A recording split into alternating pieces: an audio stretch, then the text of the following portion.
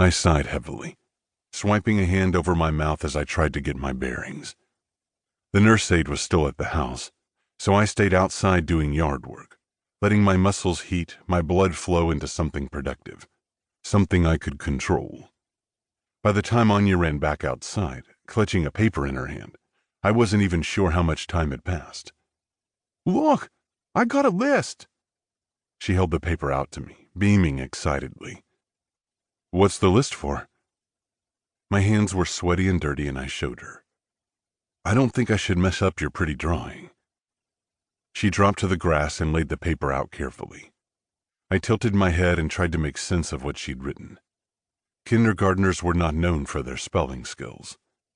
But I could see a cookie, flowers, a woman with long yellow hair and a big red mouth. She was either screaming or laughing. I wasn't entirely sure. I scratched my head. "Why don't you explain it to me, Gingersnap?" "Please, dear Lord, explain it." "I asked Mommy about my new mommy someday." She grinned up at me. My heart stopped. Just stopped. No beating. So did my lungs. Anya started pointing at the paper while I simply tried to breathe. "She told me that she'd be sweet and funny and make you laugh."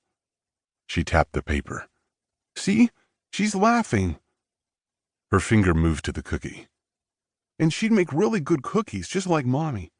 Because Mommy said you suck at measuring and will need someone to do it."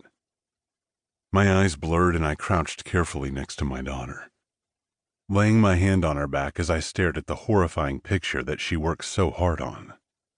I wanted to rip it up. I wanted to burn it.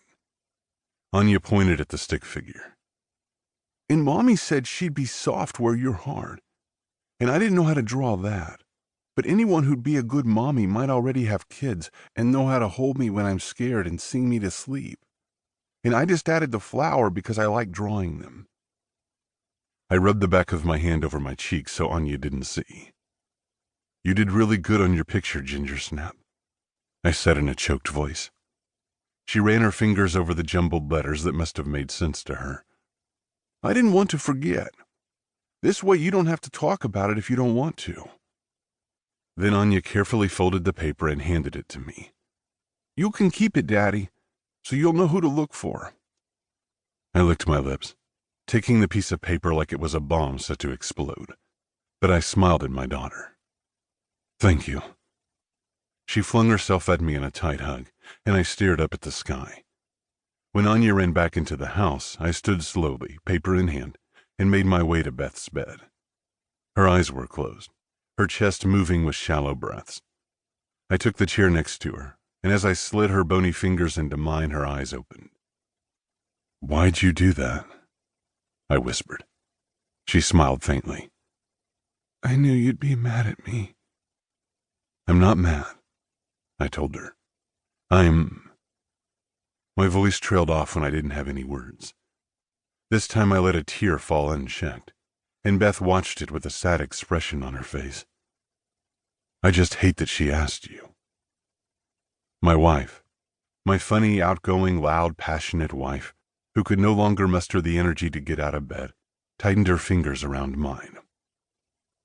"She's worried, Aiden. I just wanted her to."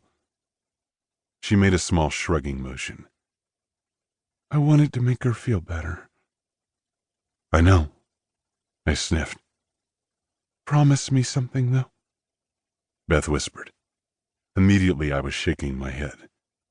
"Promise me that if you find someone like that, you won't ignore it."